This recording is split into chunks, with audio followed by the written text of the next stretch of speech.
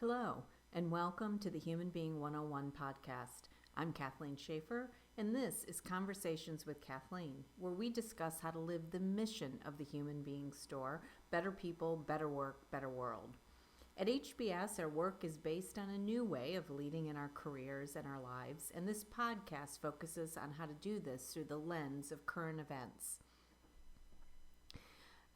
Welcome to the middle of May, and I'm glad to have all of you here today, depending on where in the country or where in the world you are listening. Things in the era of coronavirus could be vastly different. We have different regions and states and countries beginning to open up. Some remain under stay-at-home order, and I would say in general, amidst the protests to do more among the people who are interested and willing to continue to stay at home when they can, to our essential and frontline workers who have been out and about doing their work since this began. We're all starting to have a different perspective about what's going on and about what's happening.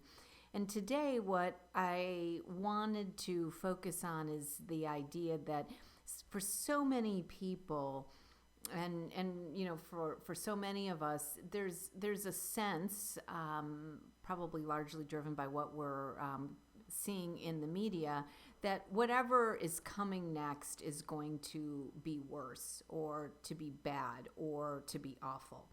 That what the future holds for us, is there going to be a surge or an uptick in infections? Is the economy going to take a nosedive, or if it already has, is it going to get worse?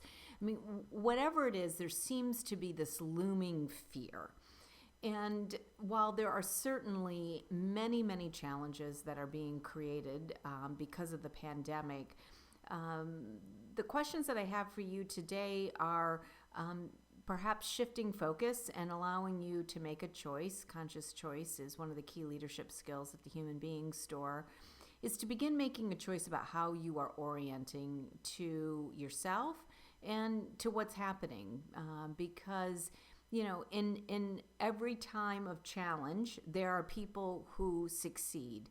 And even during times that are, considered to be more successful or economically productive, there are people who are failing and challenged. So, ultimately, the choice about how we are going to navigate through the coming months and the coming years is going to be a choice that we're all making.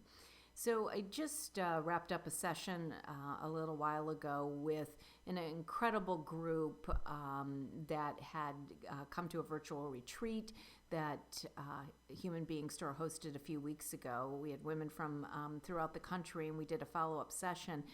And during that retreat, I asked a series of questions.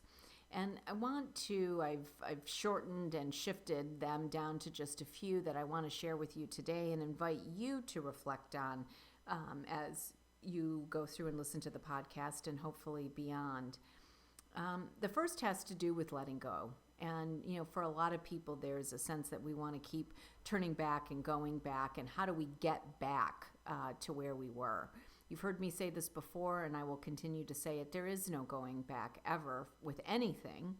And certainly now, the idea that we will, quote unquote, go back to what the world looked like before this, just, simply isn't going to be the case. And so the question for you is, what is left?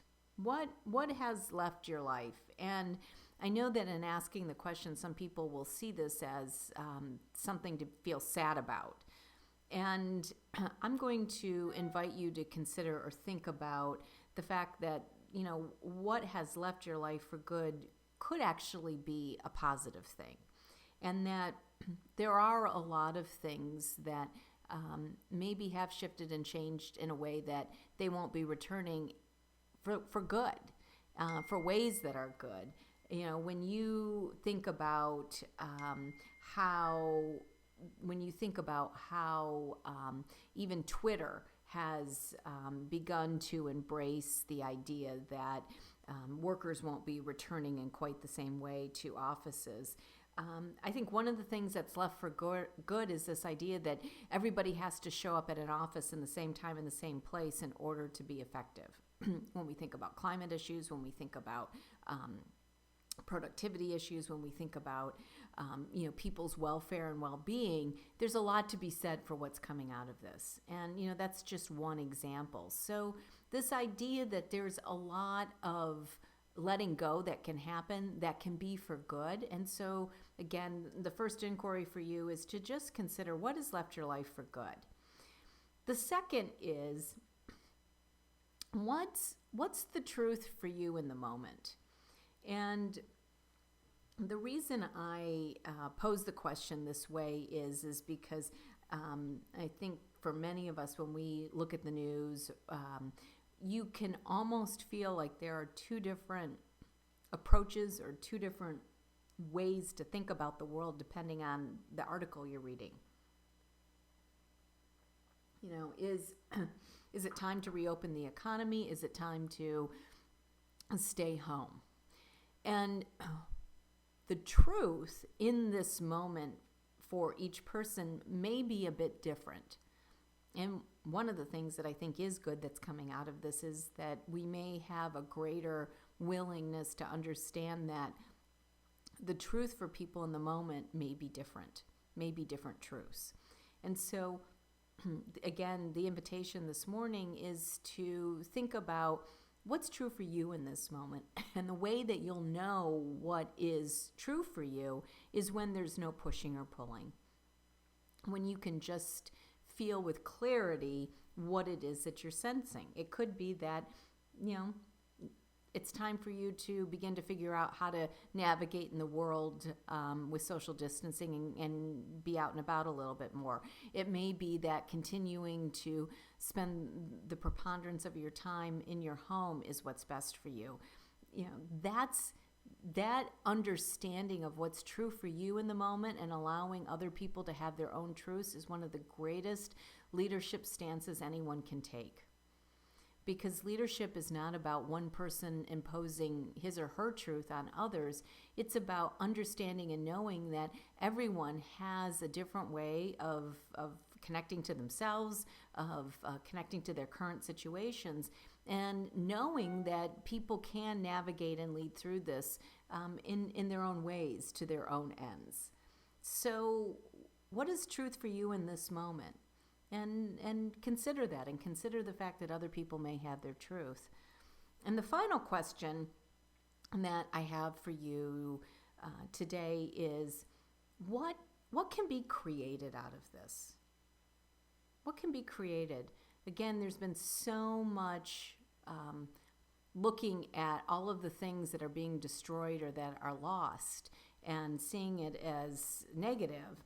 And yet, this is a moment of great opportunity, of great shift, of great transformation, of change. And whether you want to look historically or you want to, look toward the future, what we know to be true is that it is in these moments that people have come forward with visions and ideas and creations that can change and shape how we move forward collectively.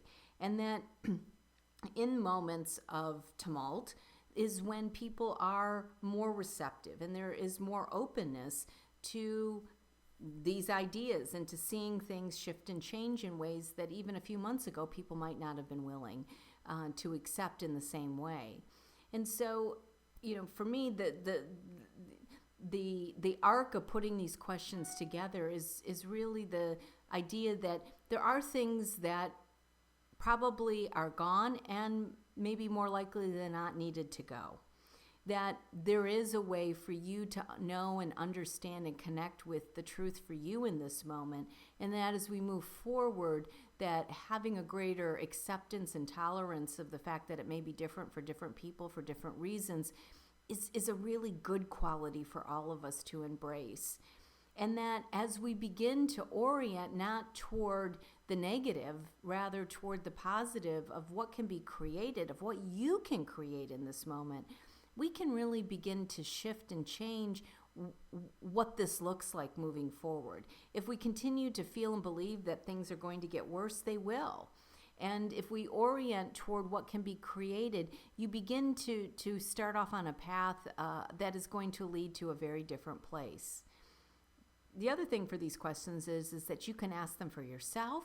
You can ask them for the organizations in which you're working or volunteering, and you can ask them for your community.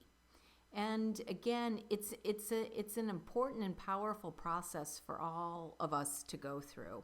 So again, I encourage you to spend a few moments today reflecting on that.